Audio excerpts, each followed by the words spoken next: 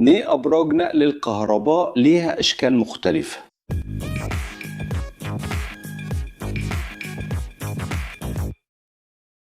لو كنت سافرت على الطريق قبل كده أكيد شفت العمالقة الحديد اللي بيقطعوا الأفق وشايلين الكابلات اللي بتنقل الكهرباء لبيوتنا. هي موجودة في كل مكان، بتعدي فوق الجبال، الوديان والمناطق العمرانية. بس لو ركزت شوية أكتر هتلاحظ حاجة غريبة، هي مش ماشية على نمط واحد. بعضها عريض وقوي والبعض التاني شكله أرفع وبيتمسك بكابلات رفيعة متثبتة في الأرض. وفي كمان اللي شكلها زي أحجية معدنية حقيقية. بس عمرك سألت نفسك ليه في نفس الطريق بنلاقي هياكل شكلها مختلف قوي عن بعض؟ النهاردة هنتعمق في التفاصيل الفنية اللي بتحدد تصميم الأبراج دي، وهنفهم إن كل انحناء في المعدن وكل زاوية ميل ليها سبب رياضي ووظيفة محددة. كويس جدا. عشان نبدأ نفهم التنوع ده لازم الأول نفهم برج نقل الكهرباء بيعمل إيه فعلا، غير إنه بس ماسك الأسلاك. الهدف الأساسي من خط النقل هو نقل الكهرباء بجهد عالي جدا، ممكن يوصل ل 500 ألف فولت أو أكتر كمان. في الجهد العالي ده الكهرباء بطبيعتها بتحاول تدور على أقصر طريق للأرض. عشان كده أول وظيفة للبرج هي إنه يضمن مسافة أمان بين الكابلات اللي فيها كهرباء والأرض، وكمان يخلي الكابلات نفسها بعيدة عن بعض.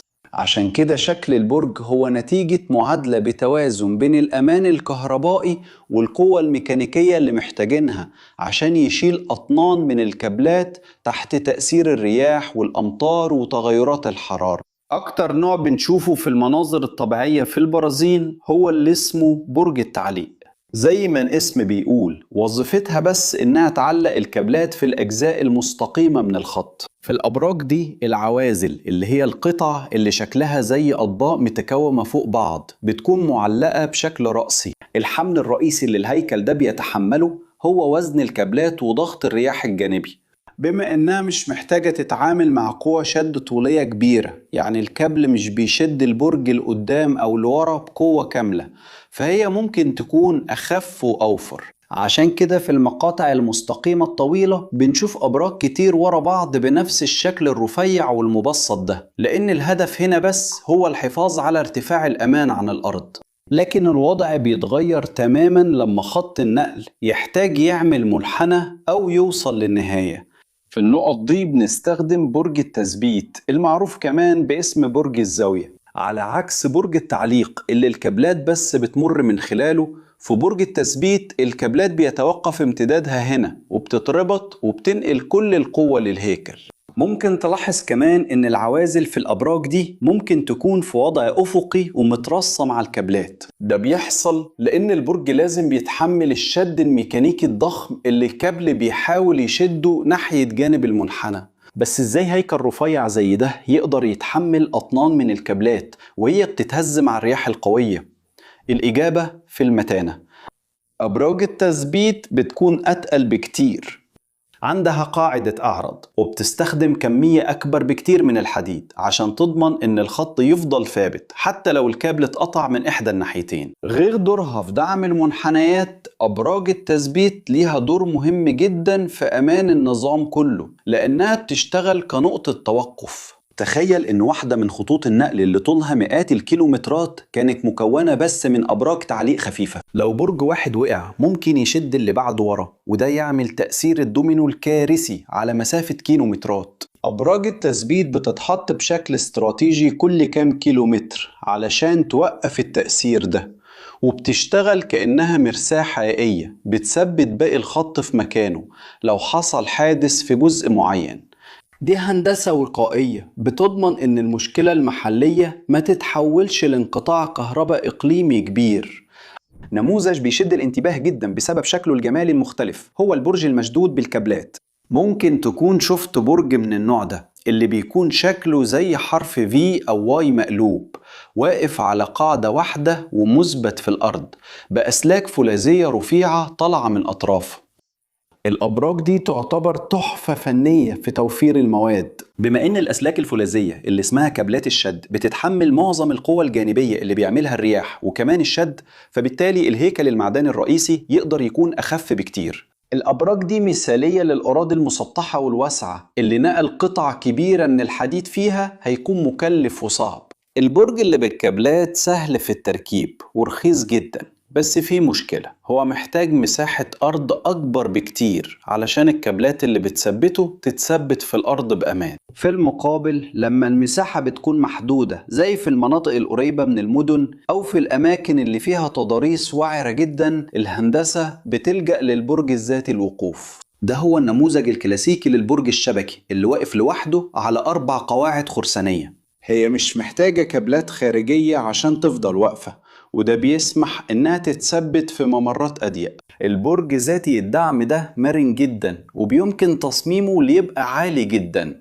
وده بيخليه الاختيار المفضل لعبور الأنهار الواسعة أو الوديان العميقة. مع أنه بيستهلك حديد أكتر من النوع المشدود، بس متانته وقلة احتياجه لمساحة أرض بيعوضوا الاستثمار في الأماكن اللي الأرض فيها غالية أو الوصول ليها صعب. الاختيار بين الأنواع الأربعة دول مش عشوائي، وبيحتاج دراسة عميقة للوجستيات والجيولوجيا. مثلا نوع التربة هو اللي بيحدد إزاي هتكون الأساسات.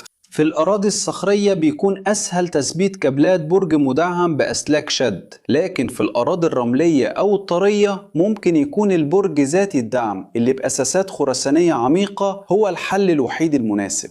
كمان الهندسة لازم تاخد في اعتبارها التآكل.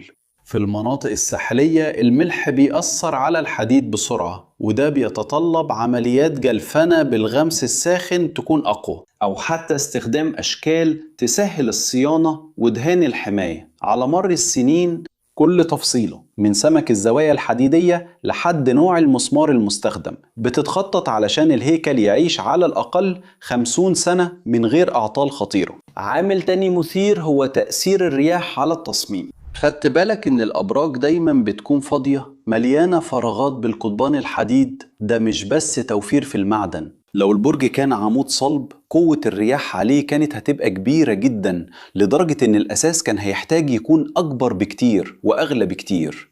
لما بنستخدم نظام الشبكة الحديدية، الهندسة بتسمح للهواء يعدي من خلال الهيكل بسهولة ومن غير مقاومة كبيرة، وده بيقلل الحمل الميكانيكي بشكل كبير جدا. ده نفس المبدأ اللي بنشوفه ببرج إيفل. نفاذية الرياح هي اللي بتخلي الهياكل الطويلة دي تفضل خفيفة وثابتة حتى في العواصف الشديدة. وفي الآخر تطور المواد كمان جاب أشكال جديدة لمناظرنا الطبيعية.